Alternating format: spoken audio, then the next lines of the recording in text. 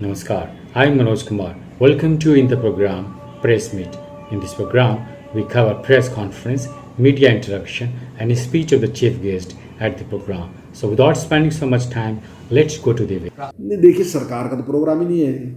ये तो एक संस्था है जो मंदिर को बनाने वाली संस्था है, तो उसका काम है वो किस किस को बुलाती है। स्वाभाविक सा है कि जो लोग सहयोग करेंगे उनको, कोई भी आदमी है वो तो आपके यहाँ कोई प्रोग्राम होगा, कोई फंक्शन होगा, आप भी उसी को बुलाओगे। जो आपका सहयोगी है, आपका मित्र है, उसको पहले बुलाओगे। और जो आदमी मान लो विरोध कर रहा है तो स्वाभाविक ही है उसको बाद में होगा।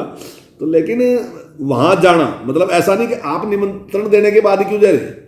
अगर आप मानते होगे राम आपके पूर्वज हैं, राम आपके आदर्श हैं, आपकी उनके प्रति श्रद्धा है, तो आप बिना निमंत्रण लेकर चले जाओ। ये सारे मंदिर हैं जहाँ निमंत्रण है रहे सारी जगह।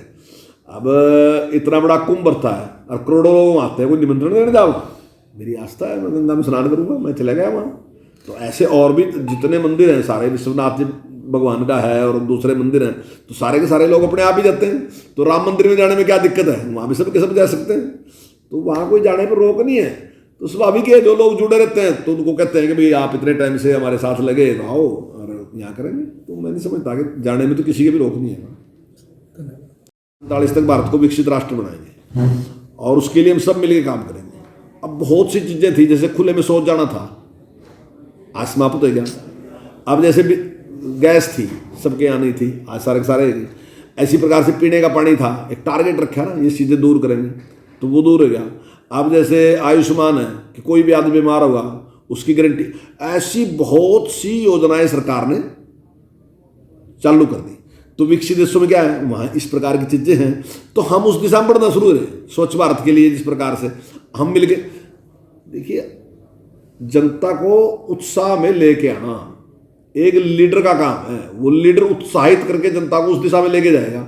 आपके सामने ही है कि सारी दुनिया में कोरोना के कारण क्या हालात है दुनिया के, लेकिन एक अच्छी लीडरशिप ने भारत को बचा भी लिया और आगे भी निकल गए।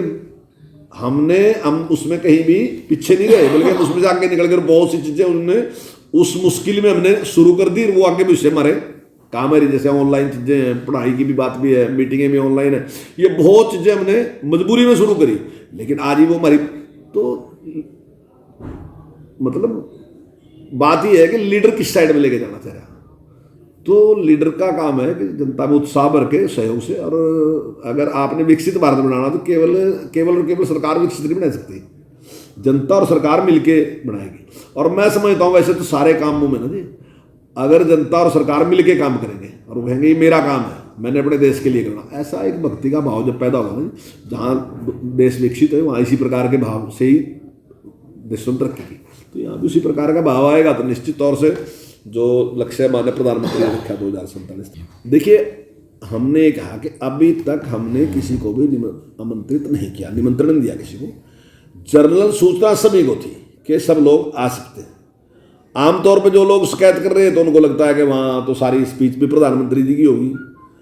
हालांकि प्रधानमंत्री जी कोई राजनीतिक स्पीच नहीं वहाँ करते, विकास की स्पीच करते हैं, लेकिन फिर भी उन्हें लगता है कि भाई देश का प्रधानमंत्री बोल रहा है, आप तो दूसरी पार्टी के। उनको अपनी पार्टी से भी डर लगता है कि अगर आप वहाँ चले जाओगे तुम्हारी पार्टी कहेगी आप क्यों गए थे वहाँ।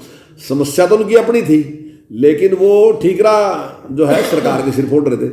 लेकिन माननीय मुख्यमंत्री जी ने कहा कि हम आगे से जो जनप्रतिनिधि है उसको आमंत्रित भी करेंगे।